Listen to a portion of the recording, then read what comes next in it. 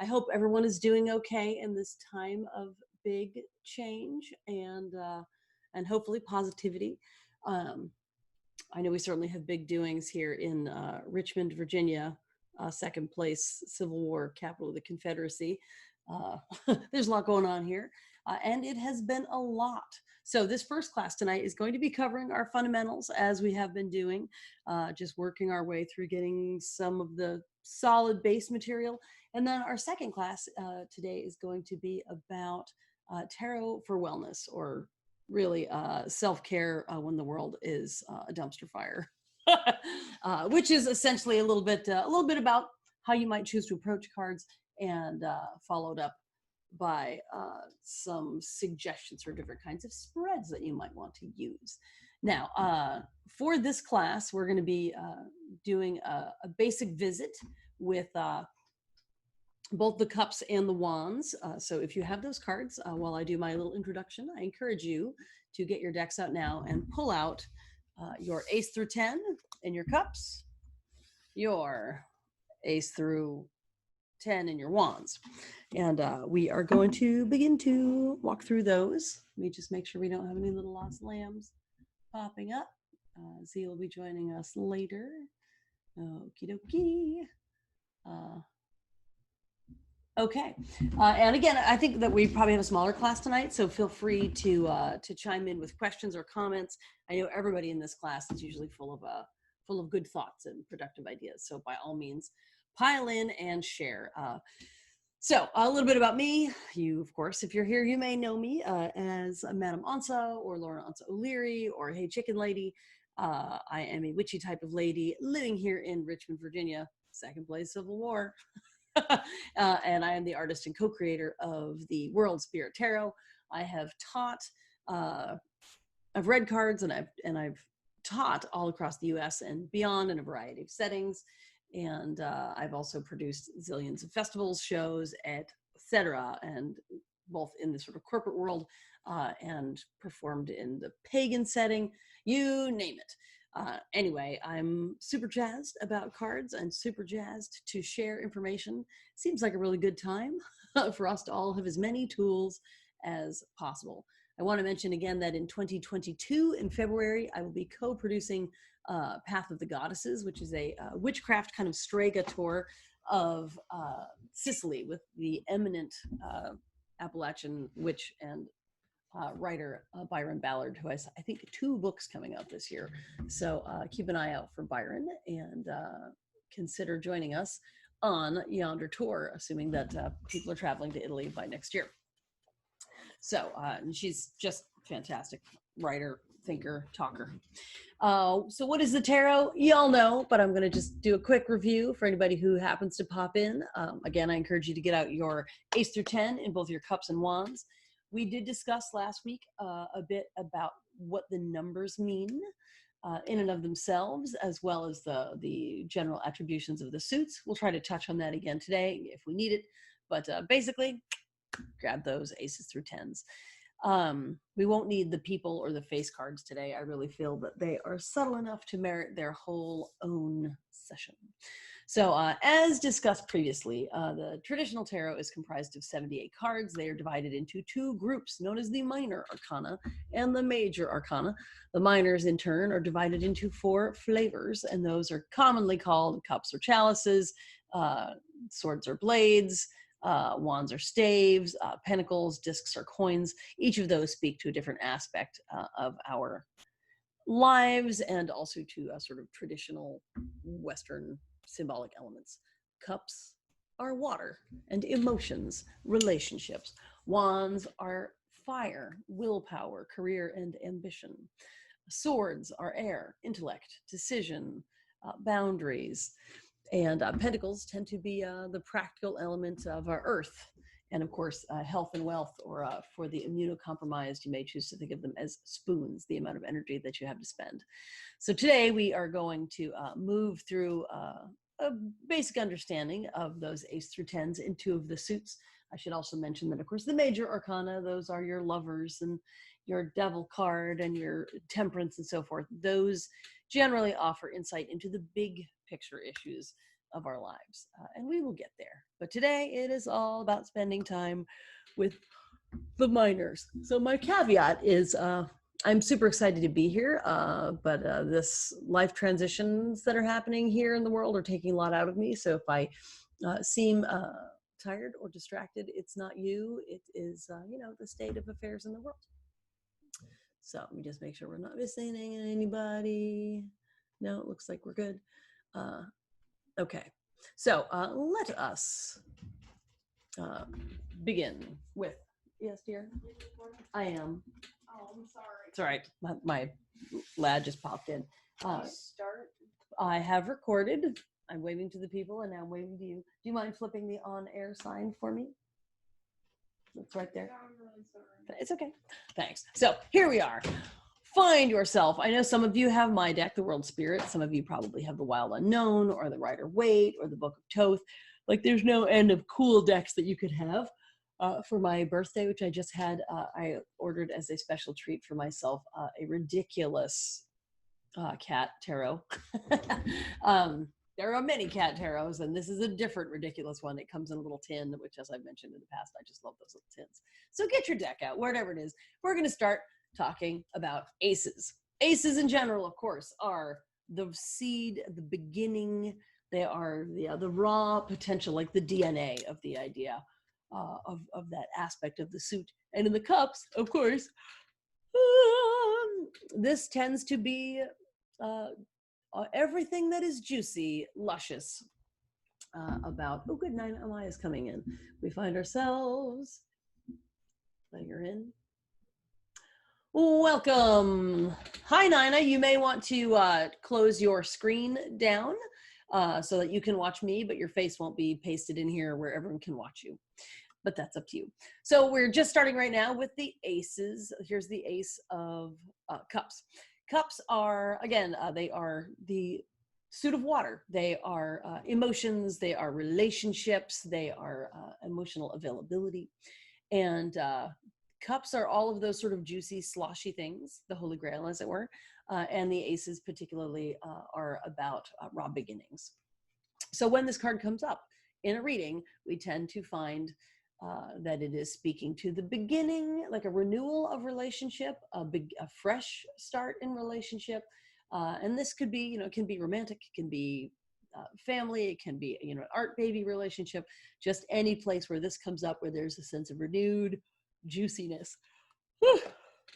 Pardon me, I'm sorry. I even took a nap today to try to be prepared for this, but life is just big right now. Welcome aboard. So we come from the Ace of Cups, which is, again, the seed, the beginning of emotional abundance and availability, with potential for relationship and connectivity, to the Two of Cups. The Two of Cups in most decks is going to be either a picture of two cups, if it's a very old-fashioned deck, or an illustration of two people. It very much almost looks like the Lover's card. It's like a minor version of that. We see the two figures. In my particular version, there's these additional characters in the corner that are Pan and Kuan Yin, there to represent passion and compassion as aspects that are helpful to bring into a relationship. But really, when this Two of Cups comes up, again, whether it is a romantic relationship, whether it is a family relationship, whether it is a creative relationship, the Two of Cups tends to describe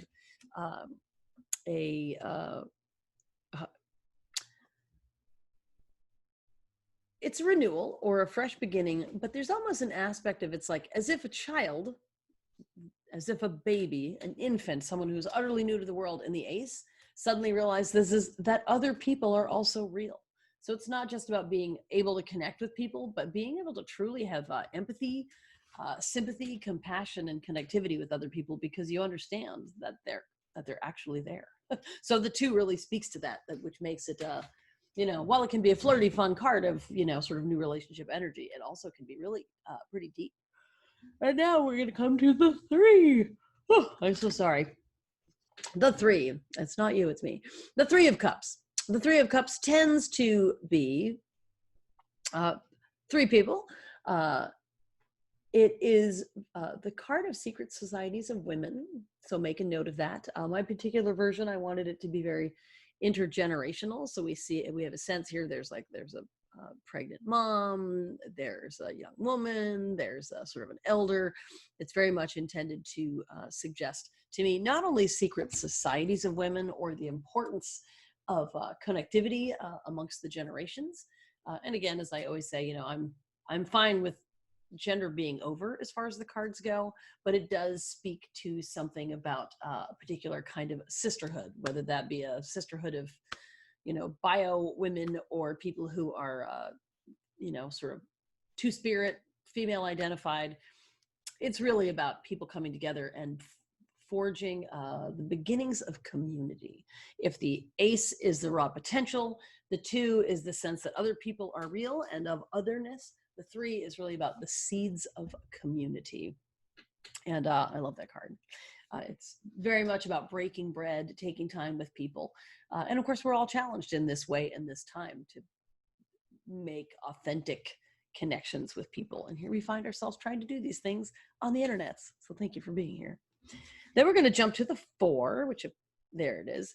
The 4 of Cups, while 4s tend to be stable in the cards, 4s tend to be from the very stable table, as I like to say. The 4 of Cups actually speaks to, sometimes this is known as depression or ennui, because while it's not a bad card, 4 Cups is a good stable number. It suggests kind of a plateau. It does not describe a period of emotional and relational growth and change.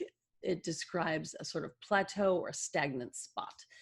In this particular image, the figure is represented, they're sitting on a slab, but not as if they're grounded, as if they're sort of cut off from their source. So when the 4 comes up, sometimes it's not a dire card, but it does speak to a sense of being sort of stuck and sort of in boggy ground, let's say. Again, possibly depressed. Now, going from the 4 to the 5, and if you have any questions, feel free to chime in on the margin. I'm happy to go back over things for you. I'm happy to clarify, or if some of you I know are quite adept in cards and you may have something that you want to chime in, please do that. But we jump from the 4s being very stable, to the 5. 5s tend to be very chaotic. Here is the 5 of Cups. This typically depicts a figure in dire emotional straits. This card is sometimes known as despair. So this is like depression was kind of a sticky spot and feeling a little bogged down. This is the part when shit got real for you emotionally. In my version of this, we see as the cups are falling, not all the milk is spilt. So as there is this notion in this card of needing to be with your feelings, be with your grief, and be real with it, get grounded with it. But also there may be something in a situation that is worth salvaging if you find that you have the energy to make that reach. And of course, there is the trusty steed in the background ready to carry this person off to new, better, and different adventures in emotions as soon as they're ready to stop crying over spilled milk. Fantastic. And Nina, do you have any questions? You let me know. Everybody is on mute unless otherwise needed. Now we're going from the 5 to the 6. Again, 6s are everything that is stable about the 4 and more. It is the ultra stable table. So this notion of the cups as the suit that describes our emotional life, our emotional availability, and for some people also our creativity and our spirituality, that combined with having survived the chaos of the 5, everything you thought you knew, threw it in the air, and then the 6 comes back. 6s are they're the qualities of the suit combined with the wisdom of life experience. So when the 6 comes up, it says, you have lived through some things. Here we see, this is very much modeled on the Rider-Waite version of this, where we see some figures in a garden. There's a little tower in here. And there's a very much a sense of sort of bare feet, off the shoulder. This card is sometimes known as the sanctuary of the familiar. And it is very much a card that when it comes up, it says, go to your happy place if you can. Maybe that's, familiar territory. Maybe that is good habits and good emotional hygiene. It's very much a card that describes arriving in a pretty good and safe space. I love this card. We're actually going at such a good pace, unless you bowl me over with questions, that I may be able to get actually into more than just these two suits today. Now we come to the 7. Again, ace is the seed. 2 is some progress. 3 is development. 4 is stability. 5 is chaos. 6 is sort of wisdom. It is lived experience. The 7s are, as my teacher used to say, the vortex. It is the part where you look back at the qualities of the suit and say, is that all there is? What was all the fuss? Sometimes these cards are evaluative.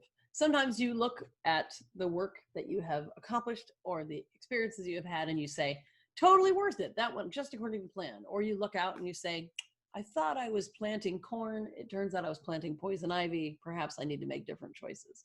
So the 7s are evaluative. This card is actually a picture of my dad. So here we see, this is the card of fairy visions. It is very much a person daydreaming. And in this image, we see, there's fairies and unicorns and money and miracles and monsters and fetuses. It's sort of all of the raw potentia that exist in the imagination. So when this particular card comes up, we have that evaluative quality of the 7 combined with the emotional, creative, sort of liquid potential of the cups. And you get this very dreamy card. It describes literally daydreaming, coming up with new possibilities. This is your sort of cognitive state when you decide that maybe it's possible that you could go hiking in Peru, or when you decide you're going to take all the rags lying around your house and make some sort of fabulous costume out of them, or it's very much about leaning into unexpected parts of your creativity and coming up with both some wonderful ideas and some terrible ideas. And so when this card comes up, it asks you, think outside the box, and then evaluate with the wisdom that your life experience has given you. So this card, for me, it's a picture of my dad, because he was very much a multi-talented artistic person who never really got it together in the material world. He was sort of an undiscovered talent who ran amok because he didn't really know how to function in a capitalist universe. He was known as the dreamer. So this is very much the card of the dreamer. So you think about things, make decisions, move on. Which brings us to the 8. I like to think of this card sometimes as the Eat, Pray, Love card. It's also the card of the vision quest. So 8s are a consolidation of experience. You've gone through the evaluative phase and are ready to make some moves. That combined with this notion of emotion and an inner life, we see in most depictions of this card, there will be some chalices that are tangible. And there are some that are ephemeral or implied. And you can see in this image, there's a figure hiking around the back. And I would say that this is very much the card of reaching a point in your life where you know enough to know if something is missing. It comes up for people who want to make a big career change. It comes up for people who are considering leaving their old lives to join the ministry. It is sort of almost like if your phantom limb, that part that has been separated from you, like you can feel that, and it is a lifestyle, or a spiritual path. So this card suggests some sense of like deep getting to know yourself. Maybe it is the self-evaluation, before the late in life divorce. It could be any kind of big candid talk with yourself. And this brings us to the bluebird of happiness. Here is our 9 of cups. The old books literally say a surfeit of happiness. So when this card comes up, the 9s are essentially the best aspects of the suit. The 9 is like the optimal ripeness of the banana, as it were. So here we see emotional availability, fulfillment, abundance, creativity, Everything about this card sort of says, I have enough. I'm in a position to share. It very much comes up when things in your life are kind of at their best in a way that you can offer out. And that brings us to the 10. 10 of Cups. As I have mentioned in previous sessions, the 10s are not actually always, in my opinion, the best expression of the suit. They tend to be like the overripe banana. Still definitely a banana, but getting a little spotty. This card is actually genuinely very nice. It speaks to the families that we build. It speaks to emotional fulfillment that comes from a broader sense of community and tribe. This is a lovely card. So there we see our 10 of Cups. So we have just walked from Ace, 2, 3, 4, 5, 6, 7, 8, 9, 10. If you have any questions, feel free to drop them in here. Let me know. You can actually put your mics on if you want to, so that I can hear you, or you can type it in there.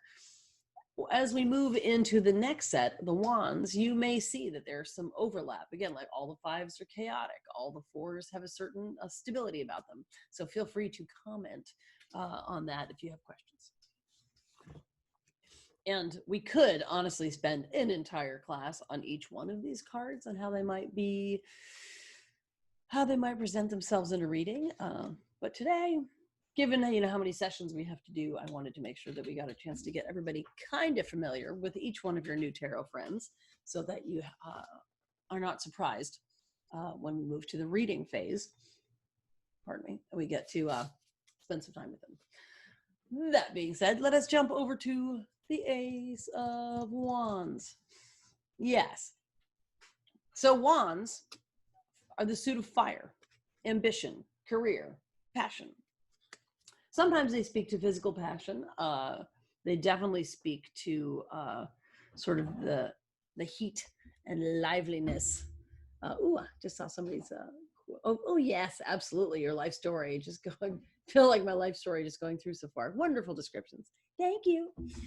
So here in this suit of fire, in this suit of passion, in this suit of ambition and career, and for some people, ambition or career are not linked with the need to survive financially, but they may still be linked to sort of a drive or an imperative to connect, to leave an impact, and so forth in the world.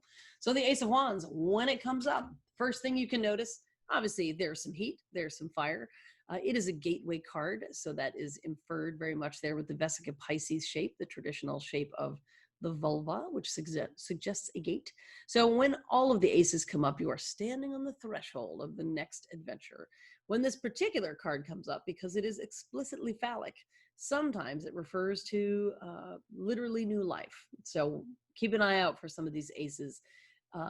Except for the Ace of Swords, the other 3 aces, all of them can pop up for pregnancies. And we did discuss the ethics of talking about people's pregnancy and gestation in a previous session. So here we see this is definitely speaks to the beginning of some sort of ambitious maneuver, whether that is introducing a new person into your family, starting a new business, building a new cabin in your yard. Could be anything, but this speaks to stepping on the threshold of something big, hot, and exciting. Then we come to the Two of Wands. Boop. Your version may look something like this. This is very much a Rider-Waite-Smith sort of style image. We see here 2s. Once again, they are exploratory. It is in the 2 of Cups, the infant says, wait, I'm not the only living sentient creature in the universe. Let me reach towards the other. In the Wands, the burgeoning thinker, the creator, says, wait, it's not just the eternal now, there's also the past and the future. I begin to learn the concept of consequences and doing your due diligence. So the image tends to be a figure holding 2 wands, and it is as if they are maybe engaged in measuring or surveying or somehow envisioning that which they will build as a person who is now able to think and maneuver in multiple dimensions, both space and time as well as consequence. So the 2 is very much about go get them. It is the beginning of laying the groundwork for your future project. That brings us to the 3, another gateway card. And while it's not a vulva sort of gateway, it is definitely a sense of stepping through a portal. We see here the figure, big bag, sort of opulently dressed. There are ships coming in on the horizon. They're leaping into the air, jumping with joy. This card tends to describe your ship coming in. It is the drive and interest that was first described in the Ace, compounded by the due diligence, by the exploratory nature and discerning nature of the 2, here arrives as like, I made an estimated, what's the word I'm looking for? I made an informed guess and it all paid out. Here, my ship is coming in. Woohoo! So this is an initial level of accomplishment. It's the universe saying, well done, do more of that. And that brings us to our 4. The 4 of Wands tends to be a series of arches of some kind. In my case, it is a maypole, sort of a Beltane celebration. In fact, I was asked by Llewellyn to do another version of this same artwork as the cover for somebody's book on Beltane many years ago. So there's sort of another version of this same image. This literally comes up around weddings, engagements, celebrations, anything that says like rite of passage. We've got these wands. Again, they are practical, like go get them stuff. The 4 is stable, so it suggests like moving through some sort of rite of passage from one phase of your life as a wielder of wands, as a fomenter of ambitions to the next. So, and also it's just, it's the Beltane card. It's also just sort of a zesty party, good time, feel good kind of adventure. So that's going to be your 4 of Wands. Fantastic. Hello, Zia. Now we are coming to the 5 of Wands. Again, Wands are fire. Now here we see in this card, there's a couple guys playing capoeira, which is Brazilian martial arts. They're actually doing maculele, which is a stick form of stylized martial art from Brazil. This card, while 5s tend to be chaotic, in this case, the chaos has a little bit of format in the context of, do you hear the cat meowing? Has a little bit of format in the context of the wands because this is the card of competition. It can be competition of self with self. It can be competition against others. It can be the kind of competition where you are compelled to do and be your best, or the kind where you succumb to small-mindedness and cut other people down. So when this card comes up, it says competition is definitely a factor in your situation. What kind is it? Is it, the destructive variety? Is it the kind that encourages excellence? So we see here, like, they are fighting, but maculele is a very stylized fight. They're not fighting to kill each other. They're fighting to look good. So in this case, that sort of competitive nature, symbolized by that rooster posturing the front for my chicken people, is very much about the sort of the ritual of being seen, being flashy and taking up space. Yeah. I like that card. 5 of Wands. It is chaotic, but it doesn't have to destroy you, unlike some of the 5s. Jumping now to the 6. What have we learned about 6s? 6s are the place where the qualities of the suit and wisdom collide. So in the 6, in this version, we see a figure coming down from a mountain. They're holding a torch. Everything is a little like the town is going crazy for them. It's a little bit surreal with the crazy clouds and mountains behind them. But essentially, when this card comes up, again, being an ultra stable 6, well endowed with wisdom, combined with the fire and ambition of the 6, we see somebody who has got a message to share, and we see an audience willing to receive it, either a literal audience or their congregants, or their Patreon people. Like, somebody has something important to say in a leadership vein, and somebody is ready to receive it. So this card suggests possibly validation for your ideas. Then we come to the 7. Once again, 7s, evaluative. I love this card. I think of this as the card of an activist. So it's very relevant right now. We see a figure generally behind some sort of palisade of 7 wands, and she's not using them as a weapon, but she is very definitely saying, I have found the limit of what I am willing to tolerate, and it is time for things to change. So in this combination of the evaluative qualities of the 7 meets that sort of fire, passion, and practicality of the wands, we see this sort of perfect storm of, again, I always hear in my mind Jean-Luc Picard's voice saying, the line shall be here. Like very much like a person ready to defend, a person ready to speak out, a person ready to take action. It is evaluative. Then we come to the 8. Actually, the simplest of all major cards, perhaps, is the 8 of Wands. It is literally known as the card of incoming messages.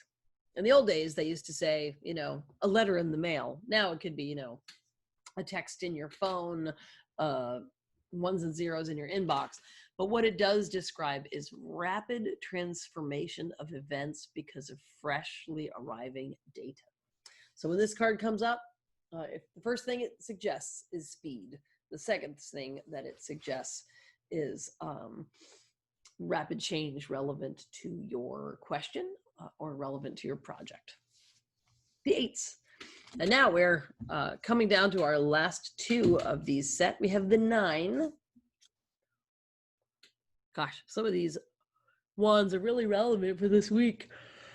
This is a person who's been defending the barricades for so long, they're a little tired. When the 9 of Wands comes up, it suggests that you are extremely competent, extremely capable of leadership, capable of leading in the way for other people, but it is possible that you have just about hit the limit of how much you can do. So if that 7 is the card of saying, I choose to stay, I choose to fight, I choose to make my choices, the 9 suggests that you would do well to invest in some self-care soon, because this card is extremely competent, but he's a little PTSD looking to me. He's sort of got his staff in his hand. He's like, what happened? It's like they've clearly been doing watch all night in the compound that is surrounded by zombies. Somebody should come and relieve them soon in order to let them sort of step down some of that high level of intensity, because we come to the 10 of Wands. This is the card of burnout. This says you're great at holding 8 wands, 9 wands. But by the time you said yes to 10 projects, they're going to start to rain down upon you. So it is a card of, it is not punitive in the sense like you did this to yourself, but it does suggest that you need to stop saying yes to everything all the time, because no one can do all of the things. And that you may experience, again, burnout. And in his case, the question becomes, is it sunrise? Is it sunset? Was he at the beginning of a next phase? Is he at the end of the last phase? So as much as the wands are a very empowered, sassy, go-get-em suit, we come right there to the part where you've said yes to too many things and gotten burned out. Okay, that covers those first 2. And we've still actually got time. That's a pretty good record for us. So if you want to go ahead and get out your ace through 10 of Swords, everybody's favorite, we will talk about those as well. And then I will take any additional questions. So take a minute to get out your swords. Swords are, the swords are lively. They are stabby. My theory about why the suit of swords describes so much difficulty is because what the suit of swords describes is the intellect cut off from the balancing aspects of the rest of our lives. In other words, we think ourselves into a corner, we paint ourselves into a corner. We only think about some of our consequences. All right, so what we got here? Are we there yet? There's another sword. Okay. So get your swords out. Got your aces, your twosies. Aces. Once again, if you've got a rider weight deck, it's sort of a big levitating, like an archangel hand holding up the symbol of the sword, and there's some ivy. It looks like there's kelp on there. Whatever deck you have, take a peek at your ace of swords. In my deck, again, all of these are ringed by the Vesica Pisces, which is to say the sort of fish-shaped vulva quality, which speaks to you being a gateway to being you standing on the brink of the next adventure. Swords being the suit of air, they also are very much about intellect, communication, boundaries, using your words. So that notion of a new beginning and these very expressive qualities suggests, again, the beginning of a movement, the beginning of a conversation, the beginning of making a bold choice that is intellect driven rather than driven from from just what you feel like doing, which might be more in the cups. So that ace, everything about it is strong and mobile. Did I get the 2? Yes, there's the 2, the 3. Get your 2 out. Oh my goodness. I apologize if I'm making anyone else yawn. Yawns can be contagious. Ace 9. All right. So we've gone through that ace to the 2. As the 2 of wands was due diligence, and the 2 of cups was the beginning of the potential of relationship. The 2 of swords is an exploration of the possibilities of choice. You see this figure straddling a chasm. Clearly they have strong horse stance, they've got their swords, they're blending into the landscape. But they can't do this for but so long. Eventually they're going to have to pick one side, one cliff or the other, or they will fall. Also a choice. So this card comes up when you are weighing new decisions, weighing new opportunities. It suggests that it is wise to take a little time with them, but do not take too long, for a decision will be foisted upon you if you don't take action. So when this one comes up, it says sleep on it before you make big moves. I love that one. Now we're looking for the 3 of swords. Woo. So what happened was, here in the 3 of swords, this is the card traditionally of betrayal. This isn't just like so-and-so and I had a disagreement. It is so-and-so came for me. It may not always be that, but that is the stereotype. What's the word I'm looking for? That is the sort of archetypal aspect of it. Traditional decks, a lot of times will just represent like a heart in a sort of storm-tossed sea of clouds, and it is pierced by a few blades. In my case, I opted to try to illustrate a little bit more literally what was happening. I had someone, a fan of the deck, write in the other day, and they were asking me about the symbolism in this card, and they said something like, English isn't my first language, so I didn't immediately understand about this card and the writing being on the wall. I was like, oh, aren't you clever? So it's very much about betrayal, about heartbreak, and then of course retroactively you can go, oh right, I should have known that would happen. But this is the raw moment when you're still reeling from finding yourself where someone was trusted and they were not trustworthy. Okay, 4 of swords. Da, da, da. This always makes me think of the knight doing their vigil before actually being knighted in the chapel. 4s, extremely stable. Swords, air, choppiness. So combining the 4, that stability and the choppiness, what we see here is a person who is recovering quite well, quite comfortably after an injury from trying to tangle in this intellectual realm. So this card speaks to this notion of rest and rejuvenation that will become so relevant in the second class today. So there's our 4. Speaking of rest and rejuvenation, our second class today, I hope that some of you choose to stay. It's entirely up to you, but all the revenues that the class make tonight, I am using to support Black-owned businesses, because, you know, we all have that question, like, should I even be reading tarot cards right now? Should anyone be making art? Should we be doing anything but being focused on all of this radical social change? Yes, because we can't sustain that kind of white heat all the time. We would all get burned out. In other words, it's a form of self-care. And we see in this 4 of Swords that even though they have been through a lot, they have gone and laid down in the green, the color of rejuvenation, in the chapel to sort of rest and recuperate. Now, the 5. 5s, chaos, air. You can see here that somebody seems to be in the worst end of this fight. The question to me that comes up with this card is, which guy are you? Are you the one who is gloating from a distance?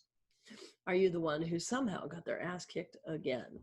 This card always asks you to consider what role you play in your own victimization here in this, again, in this realm of crazy swords. All right, so what do we got here? I see somebody's nice comment. I really have to say this card in particular because you centered the respite nature of the card instead of the, yes, thank you. Yes, speaking of the 4 of Swords, the Hyacinth was saying, you know, it's nice that it really speaks to the rejuvenation aspect and not just the stagnation. Because again, remember the 4s can be a little, they're static. You know, they're stable and unmoving. But in this case, the fact that we know that they are healing makes it a little bit more exciting. Okay, now the 6 of Swords. Oh, I love this card. Boop. No, I didn't quite get 5. Oh, okay. 5 for a sec. I'm glad to do that. 5. It's a card of defeat. The question is, you know, are you the one who is defeated yet again, or you are the person who is gloating about having vanquished someone? Usually when this comes up, it is suggesting that you are this figure in the foreground and that you have somehow gotten yourself in that situation again where you get your ass handed to you as a result of making the same decisions or using the same words or using the same tools. Sometimes you're the other person and you have sort of turned it around and stepped into feeling powerful instead of powerless. But usually this comes up to say, you know, I am struggling to stay ahead of the fight. Does that help? Yeah. Again, all the 5s are chaotic. So if you add that notion of this, the element of, you know, decision, boundaries, intellect, and the element of chaos, and you can go, oh yes, clearly there's some conflict and it's not easy to solve. So back to our 6. This is traditionally known as Journey by Water. It is literally a person in a boat in the dark. Somewhere along this century, we made the switch from thinking of it as journey of consciousness rather than journey by water, something a little less literal. What I love about this is that this card describes when, similar to that 8 of Cups before, when you know there is something in your life that you need, but you do not know what it is, and you've reached the point where you can no longer live without going on the quest. This person is getting into a boat. They are supported by loved ones, have gathered to help them pack an alarming amount of weaponry and some other supplies into this boat. And she is setting off in the dark to somewhere. She may or may not know, but the boat knows. The boat has the all-seeing eye painted on it. She is trusting her consciousness, literally the vehicle that her thoughts travel in. And she is saying, there's got to be a better way. I'm willing to set off for a different shore in order to change my own mind. So it is a journey of consciousness. And that could be anything from, you know, sort of a recreational or religious drug use to therapy to just taking a good serious look at yourself and deciding that you are ready to be different. So this is the journey of consciousness willingly taken. And now the 7. 7s are evaluative. I love the imagery in this next card. And as a Gemini, I actually really appreciate the card itself, although for some folks it's intimidating. We see here someone who appears to be up to no good. It is mischief managed. An interesting landscape of jagged rocks and whirlpools and looming boats in the background. This is the card of stealth, tact, and diplomacy. It is using your words. It's like if your words were a Swiss Army knife, you are going to turn those words into the tool that you need. Is it tweezers? Is it a file? Is it the jabby knife? Is it the bottle opener? This card suggests that you have the power to use your decisions, your words, your boundaries to help define the outcome that you get. The metaphor I like to use is my mom used to say, you know, well, you can say, what a homely baby you have, or what an interesting child. They can, both of those things could be accurate. They're going to give you very different results with, you know, with the child's parent, right? So this card very much says sometimes in order to get your needs met, you just have to be tactful. Sometimes you need to be diplomatic. Sometimes you need to be downright manipulative in order to get the desired outcome. And don't manipulate people for its own sake, but if it's a matter of, you know, of safety and so forth, this card definitely suggests that this is the time to dig down and use those super spy skills. Now we're going to get through 3 more in the time that we have, and then we're going to open it up for some quick questions. We come to the 8 of Swords. Here we see a figure who is bound head to toe, but very poorly, as it were, sort of moving flat-footed through a forest full of swords and moonlight and scary creatures. This card always suggests that you have gotten yourself into a predicament again. It suggests letting yourself use a little bit of your instinct in addition to your logic in order to navigate things, and to consider unwrapping those bandages. This person is not tightly bound up. They appear to have bound themselves up for their own reasons, and now they're trying to do something really dangerous, like walk through a field of swords in the dark. So this one says, does it need to be this hard? Is there anything you can do? Is there anything that you can do in order to make sure that you don't have to keep getting yourself in this situation? That's the 8. The 9 of Swords, typically a figure seated in bed, holding their head. This is the card of nightmares. It is the card of sleepless nights. It is the card of having a very legitimate reason to be afraid, but letting your fears get away from you. You can see here, this person has one very concrete sword has been jammed into the ground right next to their bed. Cause for alarm. All the other swords here in this 9 of Swords appear to be sort of in their mind. They are flaying themselves head to toe with anxiety. It's not to say their anxiety is not legitimate, but, you know, they are letting the, it describes letting the sort of weight of your insecurities pile up around you. Oh yes, I like that. I always read the 8 of Swords as this is a you problem. Yeah, absolutely. The 8 of Swords is like, why you gotta do it like that? The 9 of Swords says there are genuinely things to be concerned about in the world. In fact, I usually say this card, the 9, describes the, you know, knowing you have a teenager who's out driving around. Like they have to learn to drive. You have to let them go drive.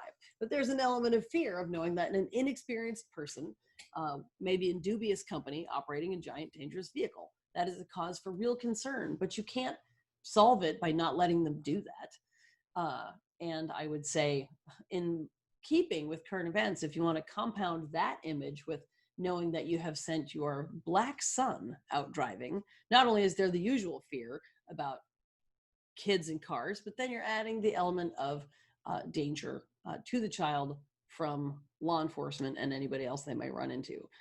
Of course, this mom is like lying awake at night with her head on her temples because there's so much that she cannot control. So that card is about anxiety, sleeplessness, insomnia. It's a good pandemic card. And now, speaking of cheer, let's get to the 10 of Swords, and then we'll open it up for a few questions. 10 of Swords is frequently described as not a card of violent death. It is Osiris literally being hacked to pieces by his brother while his wife looks on. And she is either about to bring down a curse on set, or she is about to call up her powers to reanimate her partner as they have been chopped into bits. The Ten of Swords, not a card of violent death. It does suggest that a situation has reached such a painful conclusion that it feels like death. So when this comes up, you can expect a difficult parting of ways. Usually with time, you'll be able to look back and understand why and how you got there. Just be grateful that you're moving through it. That's really what the Ten of Swords is. Again, the tens are that overripe. It's like a little too much of what is strongest about the suit. It went from being like, you're really good at communicating and we really have a lot of decisions and responsibility, to like, this is literally killing you with the Ten of Swords. So that gets us ace through 10 on 3 of our suits today. Again, I want to apologize for yawning so much, but I've got about 5 minutes to take questions if you have them before setting up for the next session. I have a question. Yeah. So first of all, yawning's okay because we're all really tired. So tired. Yes. I get it. Could you go over the one-word descriptions of the cards? So like if 1 is seed and 2 is awareness, and 3 is, yeah. Sure. So I got like, and 5 is chaos. So I was writing that down, and Yeah. I think that's very, very helpful for my own reading, is to kind of keep that like bet. singularity. Sure. Yeah. Let me see if I can. Thank you. Absolutely. I'll try to find a good synopsis for you. So aces beginnings, the seed, the gateway. 2 is discovery. It is going, hey, wow, the world of this suit. 3 is exploration, is one way I think about it. That is when you start to go, ooh, this has boundaries, this has textures, this has consequences. So 3 is that sort of exploration. 4 is stability at best, and it is static at worst. It is a swampy place. 5s are chaotic. 6, the extra stable table, I like to think of as wisdom. It is the qualities of the suit combined with you having learned a few hard things along the way about what that suit is in motion. 7s are evaluative. Is that all there is? Is this what I wanted? Should I stick with this? Should I start over? 8s are like a culminating quality. I'm sure there's a better word for that, but you know, today's the day for me. So 8s are very much like growing into the fullness of the suit. 9s are the maximum expression of that suit. And the 10 tends to be the composting principle of the suit. It's like whatever the suit is, a little overripe. Does that help? Yes, absolutely. Very much. Thank you. Fantastic. Okay. So the other thing I wanted to add to this, next week we will push through, I will get through the next, it'll be Pentacles, and I will get my wits geared up to try to walk us through the people cards, which I did not want to do those in bits and pieces today. So we're going to try to do both of those next week. So try to be prepared with your Pentacles, ace through 10, and then your 16 people cards, and we'll see if we can make all that happen. Your homework for this class, this of course being the fundamentals class, should you choose to accept it. If you're not already doing a tarot card a day kind of pull, then I want to suggest that put your deck wherever you brush your teeth and keep them stacked, like they are now, and start at the beginning of your aces of cups. And, as you brush your teeth in the morning, look at the ace. As you brush your teeth in the night, look at the 2. Brush your teeth the next day, look at the 3. Like, you should be brushing your teeth for at least 2 minutes anyway, right? And use that opportunity to really spend some time gazing upon the imagery in the card and see what you remember that we've talked about. See what you remember perhaps from being in previous sessions or from your own reading. So try to combine that multitasking of, toothbrushing and meditating on them. And then in theory, within 3 weeks, you will have gotten through all 40 of the Pips cards. I'm liking the homework. Yes, by all means, make with the brushing of the teeth. Well, fantastic. I'm going to remind everybody that, we've got some work for next week. I hope that I'm a little bit more rested next week and a little bit more coherent. We'll see. We'll see where the world is in terms of our big changes. All of the money that comes in for class tonight is going to get passed along to Black-owned businesses, because Richmond, Virginia, of course, has been pretty heavily affected by everything that's happening, having nonstop protests, riots, and now statues are being torn down, which I'm all for, but it does have a big impact on the community overall. So I want to thank you all so much for being here, and you are welcome to stay through into the next one. I'm just going to turn off my camera as I get ready to set up for the next class for about 5 minutes and get some water and skip to the bathroom. So here's my round of applause for you. And yeah, thanks so much. Blessed be.